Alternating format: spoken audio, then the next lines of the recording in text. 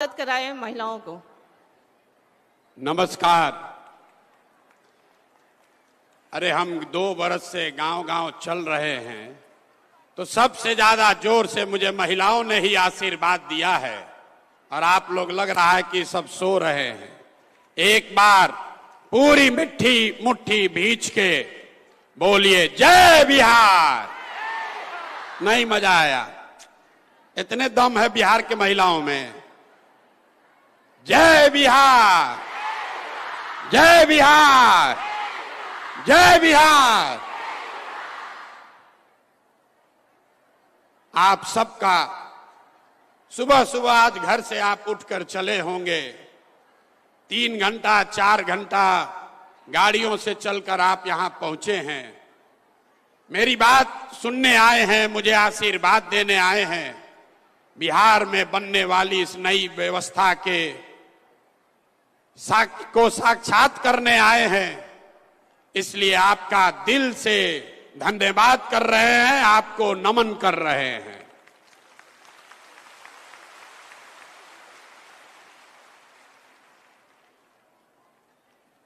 आपको ये नहीं पता है कि आज क्यों बुलाया गया है। हम महिलाओं से तो गांव-गांव में मिल रहे। 2 बरस में 5000 गांव में गए तो वहां ज्यादातर महिला ही मिलती है। पुरुष वर्ग के लोग तो सब पलायन कर गए, या तो पढ़ाई के लिए या नौकरी मजदूरी करने के लिए। महिलाएं मिलती हैं, अपनी समस्याओं की चर्चा करती हैं। लोगों ने आशीर्वाद दिया, लोगों ने बताया कि ना भैया ये प्रयास होना चाहिए। लेकिन आज आपको क्यों बुलाएं? इतना कष्ट देकर आपको यहां क्यों बुलाए हैं? अभी तक तो हम ही आपके गांव में जाते थे। आज आपको इसलिए बुलाए हैं कि आज आपसे हमारा रिश्ता बदलने वाला है। अभी तक आप हमको बिहार के बेटा के तौर पर जानते हैं। अभी तक आपने हमको नेता के तौर पर देखा है। कुछ लोग जन सुराज के सूत्रधार बताते हैं, किसी के लिए हम राजनीतिक रणनीतिकार हैं। लेकिन आज आपको इसलिए आमंत्रित किए हैं कि आज आपसे भाई बहन का रिश्ता बनाने का ये दावा करने आए हैं। आपको अपना बहन बनाने आए हैं। जितने लोग यहां मुझ में अपना भाई देखते हैं, एक बार जरा खड़े होकर आशीर्वाद दीजिए। खड़े होकर आशीर्वाद दीजिए। बताइए, भाई की नेता? भाई चाहिए कि नेता चाहिए? ना, आवाज नहीं आया। भाई चाहिए कि नेता चाहिए? भाई चाहिए कि नेता चाहिए? तो आप अपने इस भाई का परिचय भी जान लीजिए। बैठिए, बैठ जाइए, बैठ जाइए। लोग कहता है, अब आपने जब भाई चुना है तो अपने भाई का परिचय भी जान लीजिए। पिछले 10 बरस में आपके इस भाई ने जिस दल का, जिस नेता का हाथ पकड़ा, जिसको सलाह दिया, वो सब आदमी जीत के राजा हो गया। कोई मुख्यमंत्री बना है, कोई प्रधानमंत्री बना है। और अब आपने हमको भाई कहा है तो आपको ये वादा कर रहे हैं कि अभी किसी दल और नेता का नहीं। आपने हाथ में राखी बांधी है, तब आपका हाथ पकड़ रहे हैं। और भरोसा रखिए, आपको भी हारने नहीं देंगे। आपको भी हारने नहीं देंगे। आपकी बरसों की जो तपस्या है, जो आपकी कठिनाई है, ये सबके खत्म होने का समय आ रहा है। 2 बरस से हम पैदल चल रहे हैं। 1 बरस और है। अगले बरस 2025 में, अगले बरस 2025 में जब आप छठ का व्रत रखिएगा, याद रखिए, इस साल नहीं, अगले साल जब छठ का व्रत रखिएगा तो उसके बाद आपके घर के बच्चे को आपके पति को, आपके भाई भतीजा बाबूजी को मजबूरी में बिहार से 10-12 हजार रुपया कमाने के लिए कहीं बाहर आपको छोड़कर नहीं जाना पड़ेगा। यह आपके भाई का वादा है, यह आपके भाई का वादा है। याद रखिए, एक बरिस और अभी आपके घर का सवांग, आपका बेटा, आपका भाई, पति साल में एक बार घर आता है। कोई छठ में घरे आया, 10 दिन 15 दिन आप उसका मुंह देखते हैं। साल भर महिलाएं राह जोहती हैं। आपका घर का सवांग अगर बीमार पड़ जाए, आप छटपटा के रह जाइएगा। दिल्ली, बॉम्बे, सूरत जाकर अपने घर के सवांग को देख नहीं सकते हैं। एक बार साल में कोई आता है, आप उसकी शक्ल देखते हैं। ये स्थिति बदलना चाहिए कि नहीं बदलना चाहिए? बताइए, बदलना चाहिए कि नहीं चाहिए? ना इतने आवाज से बोलिएगा तो बदलेगा। हाथ उठाकर बताइए, बदलना चाहिए कि नहीं बदलना चाहिए? बदलना चाहिए। आपका बेटा और पति भी आपके साथ रहना चाहिए। और कब रहेगा? जब उसको पढ़ाई और रोजगार का व्यवस्था यही बिहार में किया जाएगा। इसलिए ये अभियान चला रहे हैं। और आपने जो अभी आशीर्वाद दिया है, भाई बनाया है, तो राखी बांधने के बाद जो हमको आपको देना है उसकी पहली घोषणा कर रहे हैं।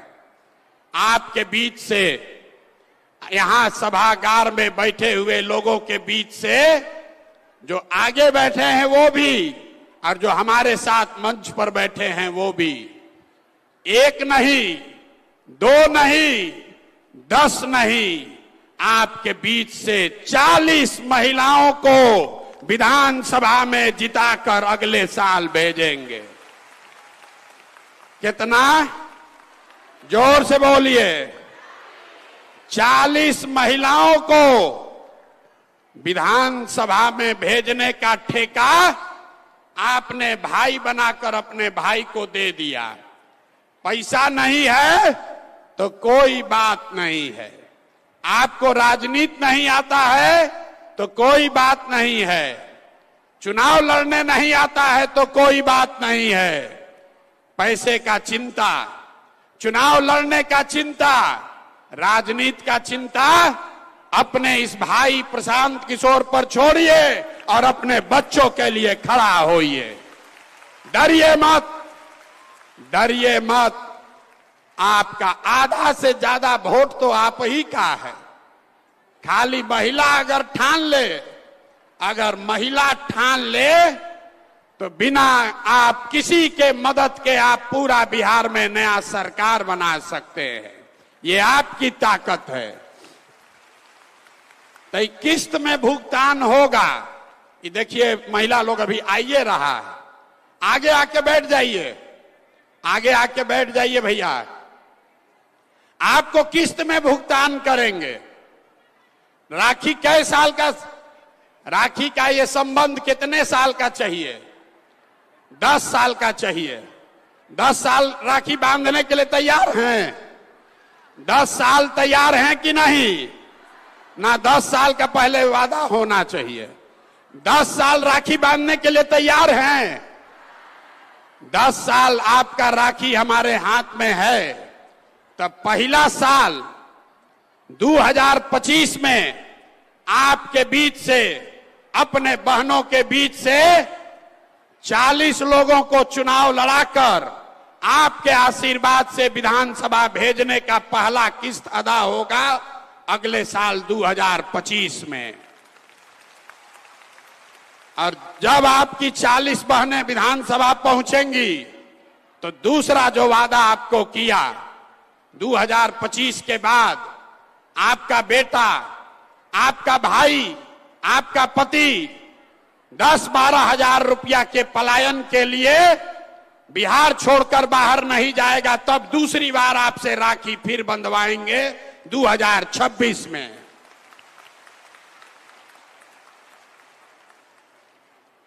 तीसरा किस्त जितनी महिलाएं आप यहां आई हैं, बहुत सारी महिलाओं को पढ़ने का अवसर नहीं मिला। जीवन बीत गया चूल्हा चाकी करते करते। लेकिन हम गांव में मिलते हैं महिलाओं से गरीब अनपढ़ महिला भी कहती है कि भैया हमारा बेटी को आगे बढ़ाइए। तो अगर आपकी कोई एक बेटी चुन लीजिए, अपने घर से कोई एक बेटी चुनिए जिसको पढ़ाई की समझ है, जिसको मोबाइल चलाना आता है, और उसका नाम पता हमारे ऑफिस में भेज दीजिए। 3 महीना में प्रशिक्षण देके उसको 10 से 15 हजार रुपया के कमाने का जुगाड़ आपका भाई करके देगा। ना बुझाया आपको? अगर बुझाता तो ताली जोर से बजता। ना मजा आया? आप फिर से समझिए, हम भाषण देने नहीं आए हैं, आपको समझाने ही आए हैं। आपके घर में अगर कोई नई लड़की है जो अभी पढ़ाई कर रही है, उसको मोबाइल चलाने आता है, तो आप उसको जन सुराज के परिवार का हिस्सा बनवा दीजिए और उसको मोबाइल के जरिए घर में बैठ के 8 से 10 हजार रुपया महीना कमाने का जुगाड़ अगले 3-4 महीने में प्रशांत किशोर करके आपको देंगे। होना चाहिए कि नहीं होना चाहिए? तैयार हैं? अपने अपने घर का एगो बेटी को जन सुराज से जोड़िए। अपनी बेटी नहीं है तो अपने पड़ोसी के बेटी को जोड़िए। लोग कहता है कि हमको सोशल मीडिया का बड़ा समझ है। अभी तक आपने सुना होगा फेसबुक और यूट्यूब चलाकर आप उस पर एक दूसरे से बात करते हैं, वीडियो देखते हैं।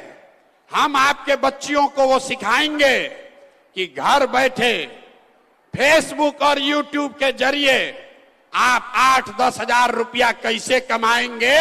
इसके प्रशिक्षण की पूरी जिम्मेवारी जन सुराज की है, आपके भाई प्रशांत किशोर की है। आपको खाली तय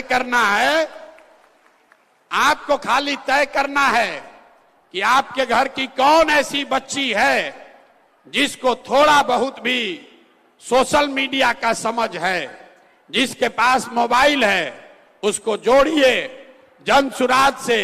हम और हमारे लोग उसको प्रशिक्षण देंगे, उसको बताएंगे कि कैसे गांव में अपने घर में बैठ के वो लड़की, वो महिला अपने और अपने परिवार के लिए 8-10 हजार रुपया कमाने का जुगाड़ कर लेगी।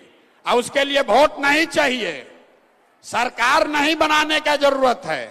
ये तो काम हम अभी से कर सकते हैं आपके लिए। ये आपके भाई के पास ताकत है।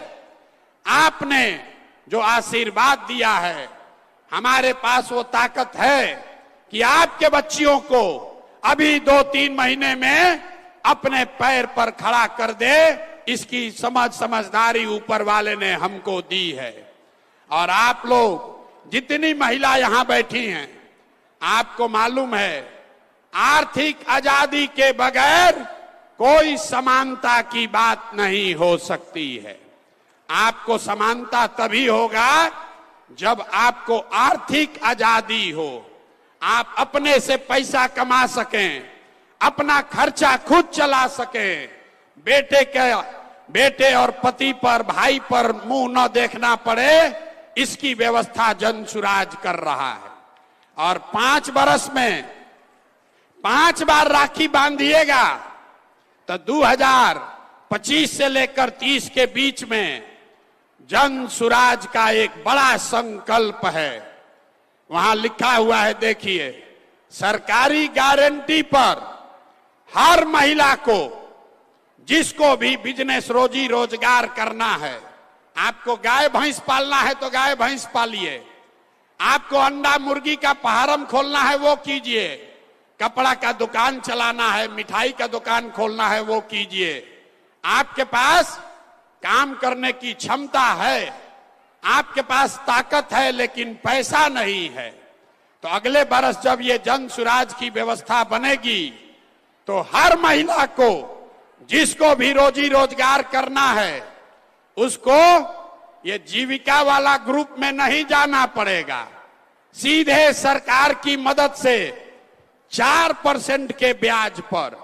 अभी जीविका में आपको ब्याज लगता है 30%, 2-2.5% हर महीना जो पैसा आप लेते हैं रोजी रोजगार के लिए, उस पर सरकार आपसे 2.5% ब्याज वसूलती है। जब ये आप अपना राज बनाएंगे जन सुराज का, तो अगली बार 2025 के बाद अपने रोजी रोजगार करने के लिए जो आपको पैसा लेना होगा, उस पैसे के लिए कुछ गिरवी नहीं रखना पड़ेगा। आपकी भाई के सरकार की गारंटी पर सिर्फ 4 रुपया के सूद पर आपको पैसा मिलेगा, ताकि आप घर घर रोजी रोजगार कर सके। होना चाहिए कि ना होना चाहिए? आप लोग थक गए, यहां बैठे बैठे थक गए, उठ के बताइए, होना चाहिए कि नहीं होना चाहिए? होना चाहिए। आर्थिक आजादी होनी चाहिए कि नहीं होनी चाहिए? कुर्सी पर आप एक बार बैठ रहे हैं तो उठने में आपको दर्द हो रहा है। उठिए, एक बार उठिए, सब लोग उठिए। आप लोग कुर्सी में धंस गए हैं। लोग को तुरंत कैमरा में फोटो खींचेगा, कहेगा तो महिला है ये नहीं थी। अरे महिला बेचारी कुर्सी में अंदर धंस गई है, दिखिए नहीं रही है, इसलिए खड़ा हो जाइए और बताइए कि जो आपको राखी के बदले दे रहे हैं, मंजूर है कि नहीं है? मंजूर है कि नहीं है? अब बैठ जाइए, बैठ जाइए।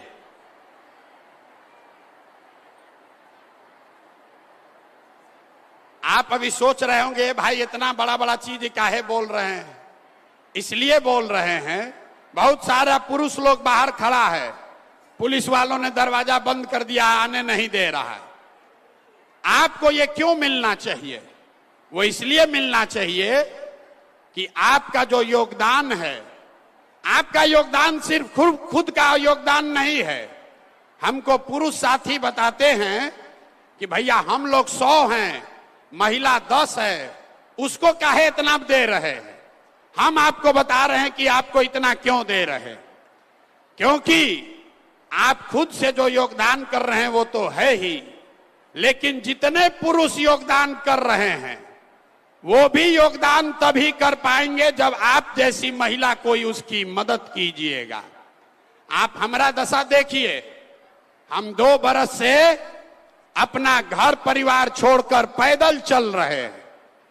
लोग गांव गांव में कहता है, ए भाई आदमी घर परिवार छोड़कर पैदल चल रहा है, लेकिन हम ये काम इसलिए कर पा रहे हैं कि आपकी जैसी कोई एक महिला जो हमारी पत्नी है, डॉक्टर है, अपना डॉक्टरी छोड़कर घर परिवार का जिम्मा उठाए है कि जाओ भाई तुमको जो करना है बिहार में करो, लेकिन हम घर परिवार का जिम्मा उठाते हैं। आज हमारी पत्नी को हमने बुलाया है, इसीलिए पहली बार आपसे परिचय कराने के लिए। हमारी पत्नी होंगी, यहां खड़े हो जाइए। इनका नाम है डॉक्टर जानवी। अरे आपको नहीं खड़ा होना, बैठ जाइए, आप काहे खड़े हो रहे हैं? उन्हीं को खड़ा होने दीजिए।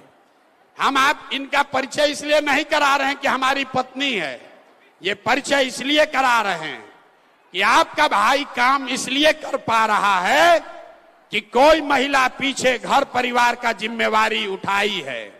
इसीलिए घर में जितने भी पुरुष आकर यहां काम कर रहे हैं जन सुराज में, वो इसलिए कर पा रहे हैं कि आप जैसी कोई महिला उसके पीछे खड़ी हैं कि जाओ राजनीति करो, खाना हम बनाएंगे, बच्चों की चिंता हम करेंगे।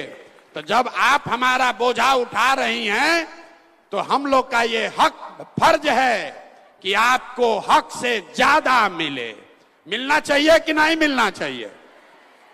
संख्या के हिसाब से मिलना चाहिए कि योगदान के हिसाब से मिलना चाहिए? योगदान के हिसाब से मिलना चाहिए। संख्या तो आपकी है ही, आपका योगदान बहुत बड़ा है, आपका आशीर्वाद है, आपका ये सहयोग है, जिसके वजह से पुरुष समाज के लोग कुछ न कुछ अच्छा कर पा रहे हैं, इसलिए आज आपको बुलाकर ये कह रहे हैं। अब आप बताइए, अगले विधानसभा चुनाव में आपके राखी के बदले आपकी हिस्सेदारी कितनी होनी चाहिए?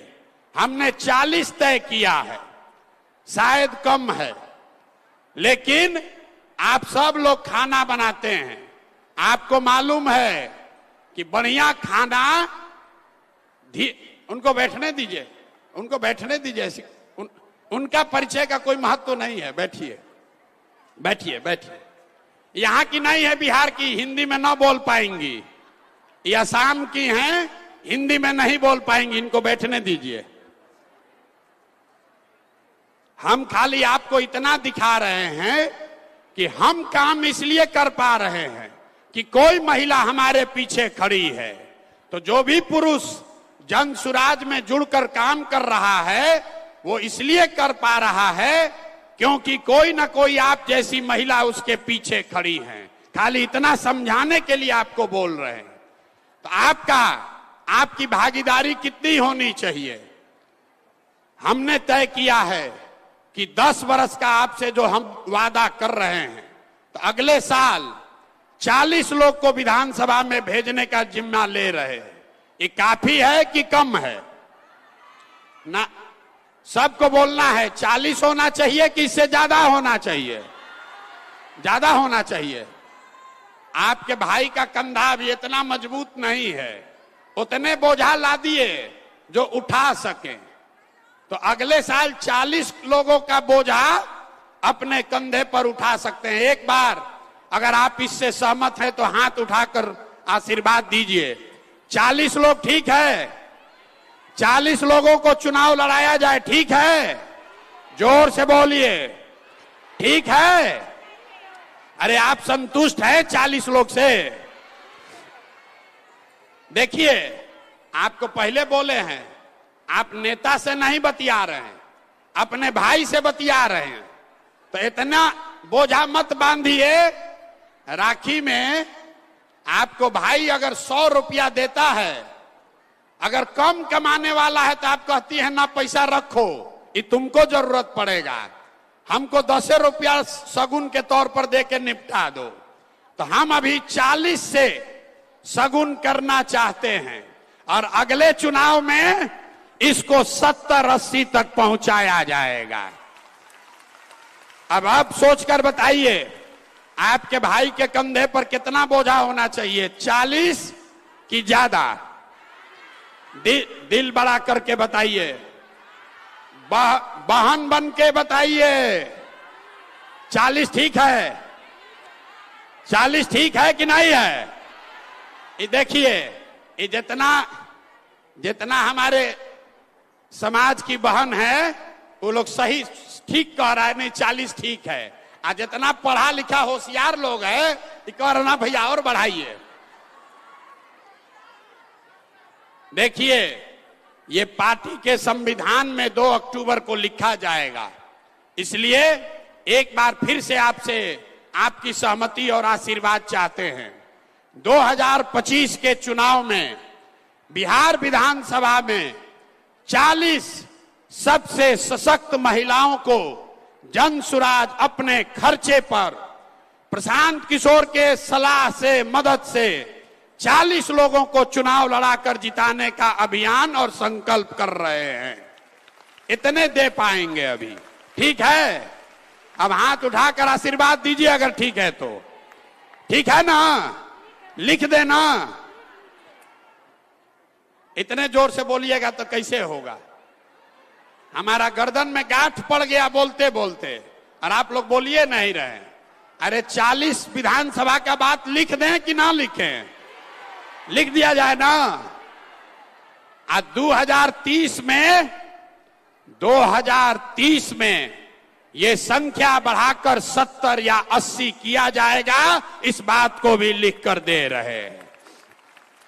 लेकिन 2030 तक एको साल अगर आप राखी नहीं बांधे तो ये जो कॉन्ट्रैक्ट जो डील कर रहे हैं खत्म हो जाएगा। राखी बांधने का जिम्मा आपका है। और आपको जिताकर विधानसभा में भेजने का जिम्मा आपके भाई प्रशांत किशोर का है। आपके बच्चियों को रोजगार देने का जिम्मा प्रशांत किशोर का है। आपके पति और बेटे को मजदूरी के लिए बाहर न जाना पड़े, इसका जिम्मा प्रशांत किशोर का है। साइन कर लिया जाए। अरे साइन कर दें। आप अप्रूव कर रहे हैं, आप इसको स्वीकार कर रहे हैं, फिर वोट न मांगने आएंगे। हम फिर वोट मांगने नहीं आएंगे। सौदा हो गया कि नहीं हुआ? हो गया ना। तो इस बार 2025 में लालू नीतीश मोदी का राज चाहिए कि जनता का राज चाहिए? ना भाई, जिसको जिसको लालू जी चाहिए लालू जी बोलिए, जिसको मोदी चाहिए मोदी बोलिए, आज जिसको नीतीश कुमार चाहिए नीतीश बोलिए। फिर से सोचकर बोलिए, 2025 में लालू नीतीश मोदी का राज की जनता का राज? ना, जिसको जनता का राज चाहिए खड़ा होकर हाथ उठाकर बताइए। खड़ा होकर एक एक आदमी को बोलना है, एक एक आदमी को खड़ा होना है। लालू नीतीश मोदी का राज की जनता का राज? दिल्ली तक आवाज जाना चाहिए, इतने बोलिएगा तो होगा। लालू नीतीश मोदी का राज की जनता का राज? तो जनता का राज चाहिए तो एक सुझाव अपने भाई का लेते जाइए। जिन नेताओं ने आपके बच्चों को अनपढ़ और गरीब बनाया है, जिन नेताओं ने आपको मजदूर बनाया है, जिन नेताओं ने आपके बच्चों का हक लूटा है, उसको वोट नहीं देना है। नहीं देना है ना? जरा हाथ उठाकर बताइए, बताइए हाथ उठाकर ऊपर तक। जिन नेताओं ने लूटा है उसको वोट देना है कि नहीं देना है? जोर से बोलिए, देना है कि नहीं देना है? अपने जात वाला है तब भी नहीं, अपने धर्म वाला है तब भी नहीं, अपने दल वाला है तब भी नहीं। तब वोट किसको देना है? ये ना जन सुराज को नहीं, वोट किसको देना है? ना, मंत्र सीख कर जाइए। प्रशांत किशोर आपका भाई 2 बरिस से, बैठ जाइए आप लोग को नहीं बैठना है, आप लोग को नहीं बैठना है, मंत्र सीख कर जाना है। एक ही मंत्र दे रहे हैं, अगली बार वोट नेता का चेहरा देखकर नहीं, अपने अपने बच्चों का चेहरा देखकर देना है। देना है कि नहीं देना है? अपने बच्चों के लिए देना है कि नेताजी के बच्चे के लिए? जोर से बोलिए, अपने बच्चे के लिए कि नेताजी के बच्चे के लिए? अपना बच्चा के लिए इतने आवाज है। अरे बिहार की महिला 3 दिन छठ करते हैं, जुतिया करते हैं, इतने दम है। अपने बच्चों के लिए वोट देना है कि नहीं देना है? देना है। लोगों को जिसको नहीं बुझाया कि बच्चा के लिए वोट देने से क्या होगा, आप समझ कर जाइए। आप मोदी जी का चेहरा देखकर वोट दिए तो चाय बेचने वाले मोदी जी देश के राजा हो गए। आप लालू जी का चेहरा देखकर वोट दिए तो भैंस चराने वाले लालू जी 30 बरस से बिहार के राजा हैं। आप नीतीश का चेहरा देखकर वोट दिए तो वैद के लड़का नीतीश कुमार 20 बरस से आप पर शासन कर रहे हैं। एक बार अपने भाई की बात मानिए, एक बार अपने बच्चों का चेहरा देखकर वोट दीजिए। आपके वोट में इतना ताकत है, आपके बच्चे भी अनपढ़ और बेरोजगार नहीं रहेंगे। ये याद रखिएगा, अगली बार वोट अपने बच्चों का चेहरा देखकर देना है। देना है कि नहीं देना है? ना, जोर से बोलिए, देना है। ऊपर का लोग कहां, झारखंड से आए हैं, बोलिए देना है कि नहीं देना है? अपने बच्चों के लिए वोट देना है कि नहीं देना है? तो एक चीज इतना देर से आपको हम समझा रहे हैं, बैठ जाइए। एक चीज और आपको बताना रह गया। एक चीज आपसे मांगेंगे, एक चीज आपसे मांगेंगे। कल से आप जब घर जाइए आधा पेट खाइए, कल से आधा पेट खाइए, लेकिन अपने बच्चों को पढ़ाइए। ये जब व्यवस्था 2 बरस में बन जाएगा तो जो लोग पढ़ लिख जाएंगे उन्हीं को उसका लाभ मिलेगा। अगर आपका बच्चा अनपढ़ रह गया तो लालू बने कि नीतीश बने, मोदी बने कि जनसुराज बने, आपके अनपढ़ बच्चे को कोई डॉक्टर, इंजीनियर, कलेक्टर नहीं बना सकता है। इसलिए कल से हर आदमी को यह संकल्प लेना है कि कुछ भी हो जाए अपने बच्चों को पढ़ाएंगे। अगर आप बहुत गरीब हैं, आपको 4 गो बच्चा है, चारों को नहीं पढ़ा सकते हैं, एक को पढ़ाइए, लेकिन पढ़ाइए। एक बच्चा भी पढ़ेगा तो पूरे परिवार को ऊपर खींच लेगा। अभी हमारे बगल में बैठे हुए हैं, इनसे आपका परिचय कराएंगे 2 मिनट। इन्होंने किताब लिखी है चमरटोली से डीएसपी टोला तक। बहुत साधारण परिवार के व्यक्ति हैं, पढ़ाई लिखाई करके कैसे जीवन बदला जाता है, इनसे 2 मिनट में सुनिए। और उसके बाद अभी आपको भूख लग रहा होगा, 10 मिनट में अब छुट्टी होगा। इनका बात सुनिए 2 मिनट में। अपना परिचय दीजिए। आप सबों को मेरा बहुत बहुत प्रणाम। आज आपके सामने प्रशांत किशोर जी अपने बगल में बैठाया, मैं अब समझा हूं कि मैं इस काबिल था और हूं कि प्रशांत किशोर जी मुझे अपने बगल में बैठाया। मैंने बचपन में जो चमटोली होता है, 50 वर्ष पहले की बात मैं बतलाता हूं, 60-70 वर्ष पहले की बात मैं बतलाता हूं। जब छोटा बच्चा था मैं, तो मजदूरी करके पढ़ा और मेरी मां ने अपने बच्चों को, मेरी बहन को भी पढ़ाई 1950 में। तो साथियों, आज तो आप सभी जागरूक हैं, आप माताओं और बहनों, आप जागरूक हैं।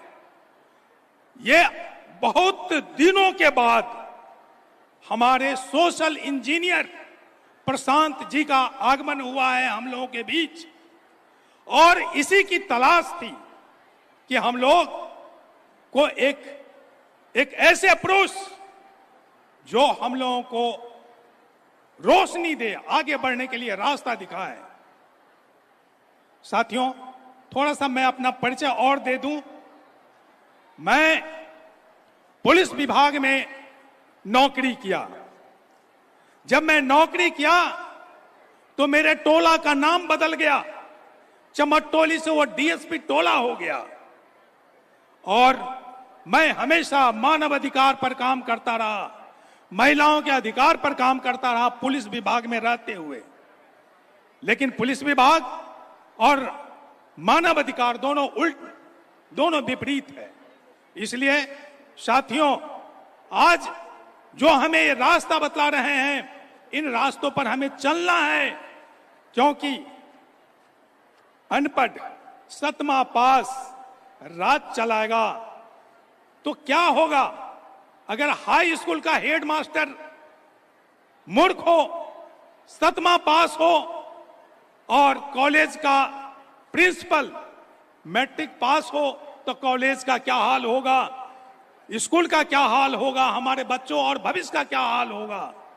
ये हमारे प्रशांत किशोर जी हैं, जो हमारे गार्जियन के रूप में, इस पूरे बिहार के गार्जियन के रूप में, भाई के रूप में हम लोगों के बीच आए हैं। इस भाई को हम लोग सलाम करते हैं और आशा करते हैं कि एक एक वोट इस बार अपने भाई को पड़ना चाहिए, और भाई ने जो हमें दिशा दी है, उस दिशा पर हम लोगों को सुंदर बिहार मिलेगा। इसलिए इन बातों के साथ मैं अपनी बातों को समाप्त करता हूं हम प्रशांत जी को फिर से सुनेंगे। बहुत बहुत धन्यवाद, बहुत बहुत धन्यवाद। इनको इसलिए खड़ा किए हैं कि आपको बता रहे हैं कि देखिए पढ़ाई में कितना ताकत है। इनका जिंदगी बदला वो छोड़ दीजिए, इनके टोले का नाम चमर टोली से डीएसपी टोला हो गया, क्योंकि एक बच्चा टोला में पढ़ लिख कर पुलिस अफसर बन गया। तो इसलिए मेरे सारे लोगों से आपसे मेरा आग्रह है, कम से कम एक बच्चे को भी अपने घर में जरूर पढ़ाइए। बिना पढ़ाई के कोई उपाय नहीं है।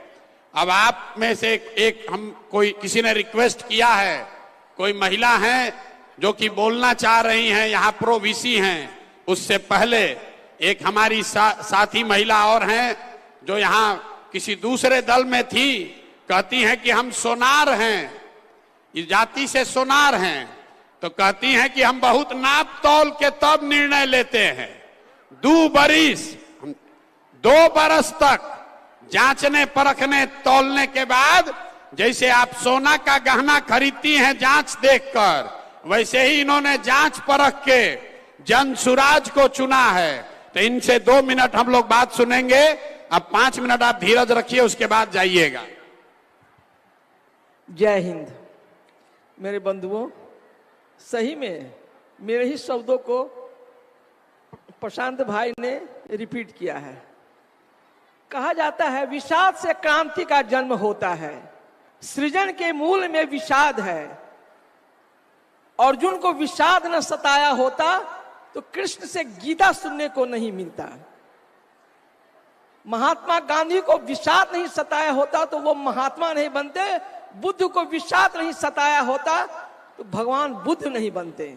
आज हमारे बीच प्रशांत किशोर जी को विषाद नहीं सताया होता, और वो भी बिहार के लिए विषाद न सताया होता तो आज चाणक्य प्रशांत किशोर नहीं होते और जन स्वराज्य नहीं आज बनता।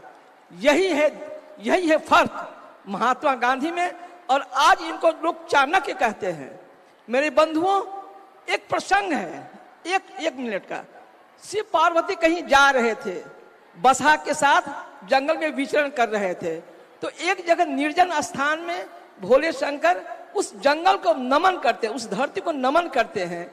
तो माँ पार्वती पूछती है कि हे प्रभु, यहाँ न कोई मंदिर है न मस्जिद है, आप नमन किसको करते हैं? तो प्रभु शंकर मुस्कुराए। फिर कुछ दूर आगे जाते हैं तो फिर एक निर्जन जगह को वो प्रणाम करते हैं। फिर माता पूछती है कि हे प्रभु, आप मेरे प्रश्न का उत्तर क्यों नहीं देते हैं? फिर भगवान शंकर मुस्कुराए और नमन किए। तो तीसरे जगह जब वहां जाते हैं तो भगवान शंकर कहते हैं कि पहले जो मैं नमन किया था वो धरती पर मानव कल्याण और लोक हित के लिए यज्ञ हुआ था, और दूसरी जगह जो मैं नमन किया वो मानव कल्याण और लोक हित के लिए यज्ञ होने वाला है। और आज डॉक्टर मीरा कुमुद इस धरती को नमन करती है कि मानव कल्याण और लोक हित के लिए प्रसाद जी यज्ञ कर रहे हैं। यही अंतर है उस देवतुल्य देवता के लिए और इस देवतुल्य देवता के लिए। मेरे बंधुओं, आज तक ऐसा मैं 2 पार्टी में थी, 26 साल बीजेपी की उच्च पद पर थी और अभी द प्लस पार्टी की मैं प्रदेश अध्यक्ष थी। लेकिन प्रशांत किशोर जी का पैगाम गया, इनके कार्यकर्ता गए, 2 साल से मैं हिल डोल नहीं रही थी कि ना ना ना ना ना, हिल डोल नहीं रही थी मैं। 2 साल के बाद इनका कार्यकर्ता गया कि मैडम आप चलिए, और आने मैं तो सब भांफ रही थी। सही में मैं सोनार हूँ, शुद्ध सोनार हूँ। 24 कैरेट सोना देखने के बाद मैं इनके साथ जुड़ गई हूँ। इन्हीं शब्दों के साथ जय हिंद, जय भारत, जय जन स्वराज। धन्यवाद। बहुत बहुत धन्यवाद। एक आपकी पढ़ी लिखी प्रो वाइस चांसलर यहाँ की रही हैं पटना में, आपको घबराहट है। देखिए, आधा आदमी को सुने बगैर भागना है, जल्दी आए, झंडा उठाए, जल्दी भागे, इसीलिए दुर्दशा नहीं सुधर रहा है। लेकिन मैडम से सुन लीजिए एक बार 5 मिनट, उसके बाद घर जाइएगा। सभी को मेरा नमस्कार, प्रणाम। मैं एक शिक्षक हूँ, विज्ञान शिक्षक हूँ और शैक्षणिक प्रशासन से भी जुड़ी हुई हूँ। और साधारणतः मैं इस तरह के कार्यक्रम में कम आती हूँ, शायद पहली बार आ रही हूँ, और इसका श्रेय मेरे दोस्त इंदु सिन्हा जी को जाता है, जो महिला सशक्तिकरण के लिए पिछले 40 वर्षों से काम कर रही हैं, और उनके कई कार्यक्रम में मैं गई, लेकिन इस तरह का कार्यक्रम में मैं पहली बार आ रही हूँ। पिछले 1 साल से उन्होंने मुझे श्री प्रशांत किशोर जी के विजन के बारे में, उनके कार्यशैली के बारे में, उनके कार्य प्रणाली के बारे में, उनके यात्राओं के बारे में बताती रही, लेकिन मैं इम्प्रेस्ड नहीं होती हूँ जल्दी। तो अचानक अभी पिछले सप्ताह मैं टीवी में सर्फ कर रही थी, तो एक चैनल पकड़ा गया जहाँ प्रशांत जी का एक इंटरव्यू हो रहा था, और उस इंटरव्यू में उन्होंने पहला ही मुद्दा शिक्षा का उठाया, और मुझे अच्छा लगा, क्योंकि मैं शिक्षा से जुड़ी हुई हूँ और शिक्षा के महत्व को समझती हूँ। और खासकर मैं मगध महिला कॉलेज में काफ़ी सालों से रही, तो महिलाओं के लिए शिक्षा कितना महत्वपूर्ण है मैं उसे समझती हूँ। तो मुझे ऐसा लगता है कि ये मेरे सामने जो बोर्ड लगा हुआ है कि 15 साल तक के हर गरीब बच्चे के लिए मुफ्त बेहतर शिक्षा की व्यवस्था हो, ये बहुत ही प्रासंगिक है। और मैं तो ये कहूँगी, सिर्फ गरीब नहीं, हर बच्चे के लिए गुणवत्तापूर्ण शिक्षा की जरूरत है, आवश्यकता है। दूसरी बात यह है कि चूंकि मैं कॉलेज टीचर रही हूँ, तो युवाओं को भी मैं समझती हूँ, और युवाओं का पलायन बंद करने का जो पोस्टर लगा हुआ है, ये बहुत ही प्रासंगिक है। हमारे देश, हमारे बिहार के, हमारे राज्य के बच्चों को दूसरे राज्य में जाके अपने पढ़ाई पूरी करनी पड़ती है, और उसमें कई तरह के समस्याएं आती हैं। जो बच्चे IAS हो जाते हैं, अच्छे डॉक्टर इंजीनियर बन जाते हैं, उनको तो हम दिखाते हैं कि बिहार के बच्चे कितने मेधावी हैं, और दूसरे राज्य में जाके उनकी इतनी उपलब्धियां हैं। लेकिन बहुत सारे बच्चे हमारे ड्रग एडिक्ट हो जाते हैं, रैगिंग के शिकार होते हैं। तो मैं इसको अच्छी तरह समझती हूँ। तो मैं चाहूँगी कि बिहार की शिक्षा व्यवस्था इतना समृद्ध हो, इतना सुसंगठित हो कि हमारे युवाओं को बाहर नहीं जाना पड़ा। बल्कि मैं एक स्टेप और आगे बढ़ के बोलूँगी कि बिहार इतना विकसित हो, इतना सुरक्षित हो, इतना समृद्ध हो कि अन्य राज्यों से भी लोग बिहार में काम तलाशने आए। तो मैं प्रशांत किशोर भाई को इस तरफ आकर्षित करूंगी ध्यान कि अन्य राज्य के लोग भी यहाँ काम करने के लाए। एक बात मुझे हमेशा खटकती है, जब मैं कहीं भी दौरा करती हूँ तो मैं देखती हूँ जितने भी सार्वजनिक खेल के मैदान हैं, उसमें सुबह से शाम तक जो है किशोरों का या लड़कों की भीड़ लगी रहती है। और तो हमारी बेटियां, हमारी छोटी लड़कियां, उनको लिए तो खेल के मैदान ही नहीं है। मैं चाहूंगी जितने भी सार्वजनिक मैदान हैं, कम से कम दिन में 2 घंटा वो लड़कियों के लिए सुरक्षित हो, कि लड़कियां खुले हवा में खेल सके, तभी तो उनके दिमाग खुलेंगे। समय की कमी है, तो सभी को एक बार फिर मैं धन्यवाद करती हूँ, प्रणाम करती हूँ। धन्यवाद। अब जाने से पहले बहन होने का फर्ज अदा कीजिए, आशीर्वाद देकर जाइए। हाथ उठाकर बताइए कि ये प्रयास होना चाहिए कि नहीं होना चाहिए। जोर से होना चाहिए कि नहीं होना चाहिए। जहां जो खड़ा है वहां से खड़े होकर बोलिए, ये प्रयास बिहार को सुधारने के लिए होना चाहिए कि नहीं होना चाहिए। उठाइए हाथ। ये बिहार को सुधारने के लिए प्रयास होना चाहिए कि नहीं होना चाहिए। तो एक बार मुट्ठी भींच कर अपनी धरती के सम्मान के लिए बोलेंगे, जय बिहार। नहीं, इतने ताकत नहीं है। जय बिहार, जय बिहार, जय बिहार। भरोसा रखिए, आपसे आज भाई बहन का रिश्ता बनाए हैं। 2 बरस के अंदर आपको ये व्यवस्था बना कर देंगे। आपके भाई, आपके बच्चों को, आपके पति को पढ़ाई और रोजगार के लिए बिहार छोड़कर बाहर नहीं जाना पड़ेगा। अगर गए तो प्रशांत किशोर का गर्दन पकड़ लीजिएगा। बहुत बहुत धन्यवाद। बहुत बहुत धन्यवाद प्रशांत किशोर जी का। हमनी के सब महिला लोग प्रशांत किशोर जी के धन्यवाद करता जौन प्रयास यहाँ के हमनी खातिर करतानी।